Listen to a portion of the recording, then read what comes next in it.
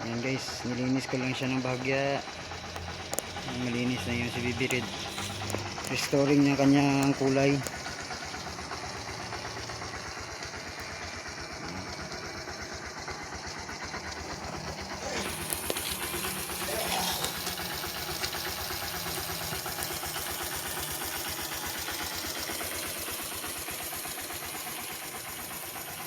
Ayan, pang bago pa rin guys. Okay, yung tunog ng kanyang makina ay parang bago. Ayan guys, satisfying, di ba? Lalo na pag na-impas na ang kanyang babayaran. Alright, thanks for watching guys.